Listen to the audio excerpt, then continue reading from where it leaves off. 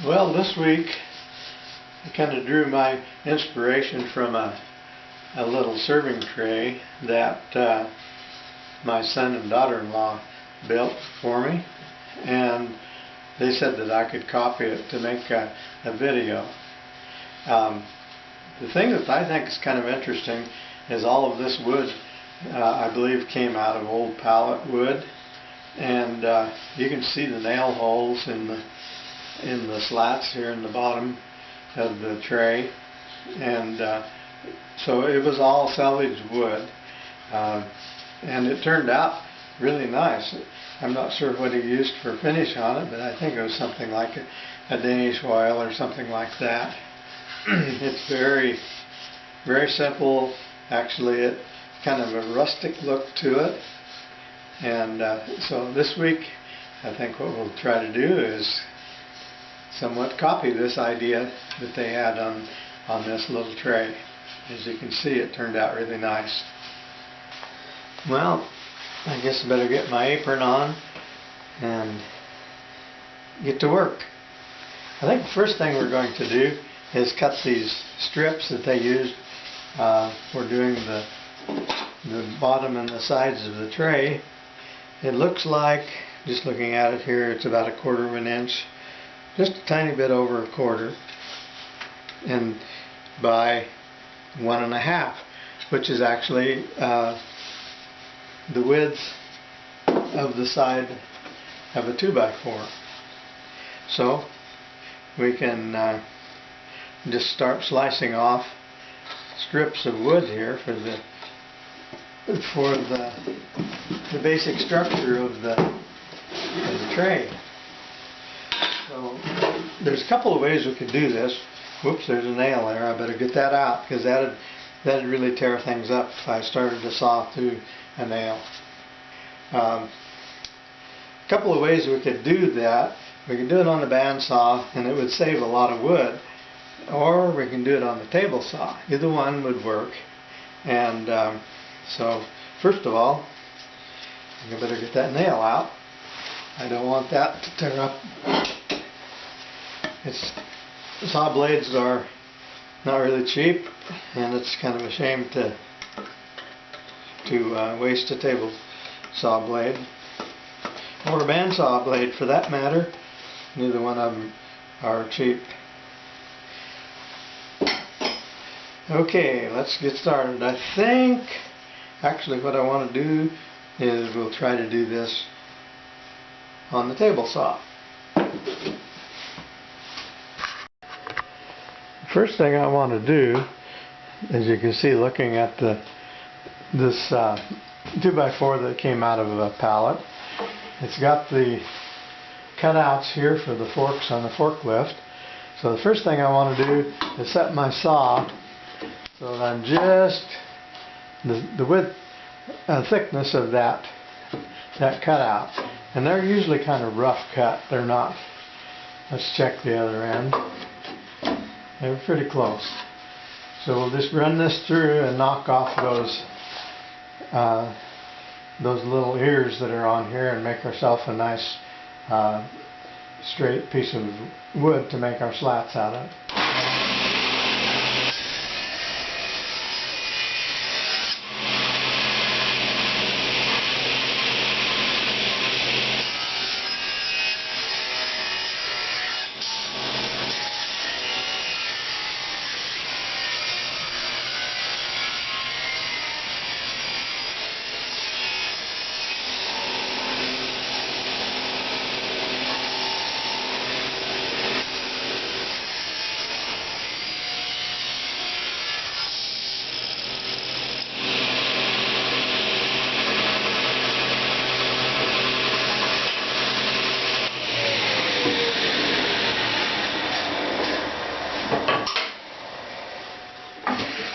Now I've got kind of a rough cut piece here, so now I can run it through again, and we'll just kind of smooth it up. I could do it on the joiner, or I can do it here on the table saw, either one. Remember the feather board that I made last week, and I have it fastened to the top of this cast iron table saw table. So I've got it multitasking today, and I've turned the thing end for end, and I put a little measuring device out here. Actually, usually I would use like a floor glide for a chair leg or something like that on the end of here. I didn't have one, and so I took an electrical twist connector and took the insides out of it and put a dowel into it, and then glued the dowel into the opposite end of the featherboard. So now I can get a precise measurement off of this piece of 1/4 inch plywood. I just place it up against the saw blade firmly, and I press this over until it just touches the 1/4 inch plywood, and I have a marker for adjusting my wood in to get an exact 1/4 inch of a cut here. So I'll just move my table saw fence over until this touches there, and then I can lock it down and run it through. Then after I've run it through, then of course it's going to be narrower, so I'll just move my table saw fence over until the side of the wood touches the pointer again, and we're ready to make our next cut. So let's run it through and see how it works.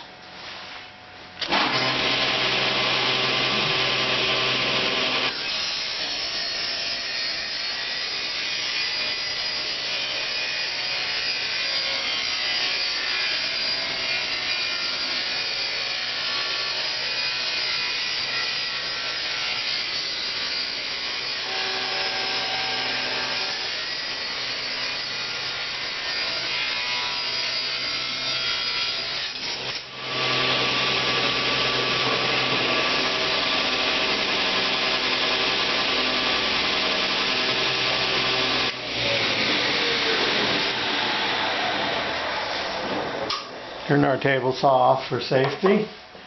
Set our piece of wood that we're going to cut the next piece off of. Slide the table saw fence over until this touches. Lock it down, and here we go.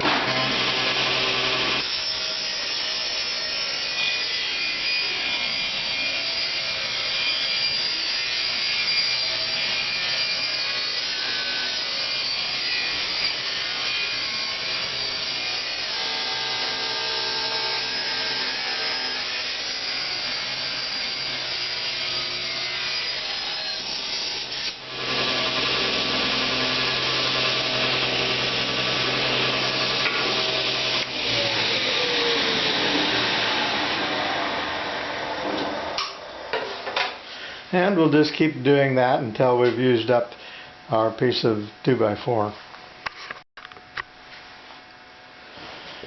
Okay, there we are. We have 4 usable pieces. Well, one isn't too usable. It's got some cracks and splits in it. But we only need 7 pieces, and we can get, they're 15 inches long. And so we can get, this is 48 inches long, so we can get 3 out of that one, 3 out of that one, and I think we can get 3 out of that one. Yeah, so we've got, these are 48 inches long, so we only need 45 inches for our total length. So we have plenty. We only need 7, and we could get 9 out of the usable ones. And then there's at least 1 here. Yeah, that's about all we can get out of that piece because of the split. So there's 10 pieces. So we're well on our way for making 1 tray. Now we need to make the end pieces. And we'll probably make them out of one of the cross slats on a pallet.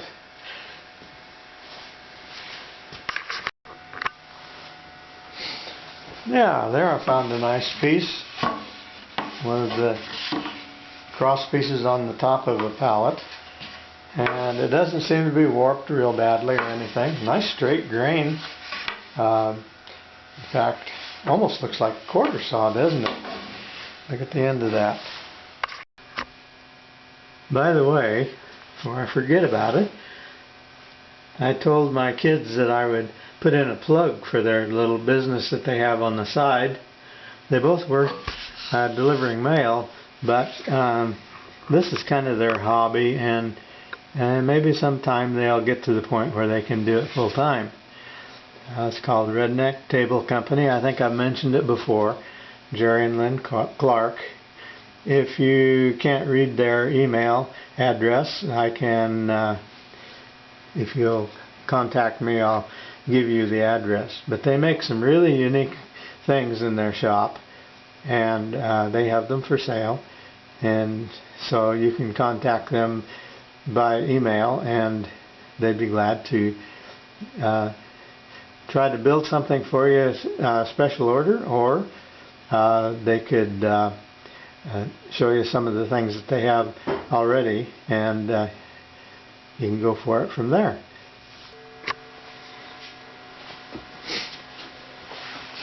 Now, the end of the tray is 4 inches tall, and like I said before, it's 15 inches long, and this direction is about 10.5 inches, it looks like. So what I've done, laid out on my board here where I'm going to cut it, and then I'll cut it down to 4 inches, and then we'll cut out the handles. Well, the first thing I want to do, of course, is to cut out the inside of the handle. And I've drilled a hole here for my scroll saw blade to go inside of. So now we'll get busy and cut out this piece. And we'll cut around the handle here on the outside.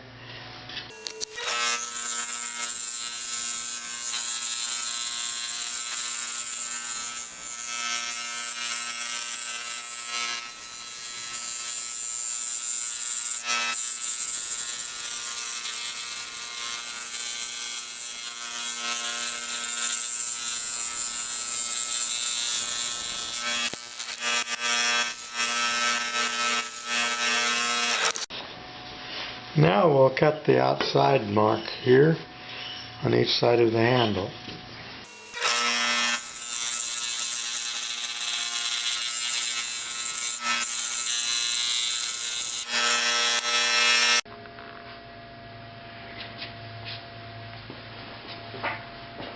Well, we're about ready to nail the thing together. I've got the slats cut out. I've cut a rabbet on each of the end pieces and rounded over the edges. You can either do that with a 1/4 inch round over, or you could sand it by hand if you don't have a round over bit that size. So got the slats cut to length. I'll show you what it looks like just laying out flat. Okay, according to plan, we have 5 on the bottom, and then we have the 2 that will go like this for the sides. Not much to it here other than nailing it together at the present time, and then doing just a little bit of finish sanding. I think it's going to look out. It's going to work out really nice. And get this so you can see what the rough finished product looks like. There we go.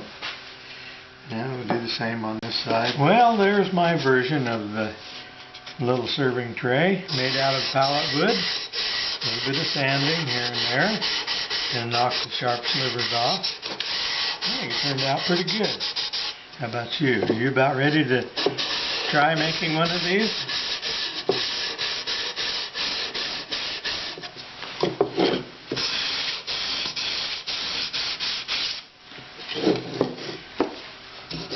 Well, this serving tray wasn't intended to be a perfect job after all. It's just made out of old, dried up, splintery pallet wood.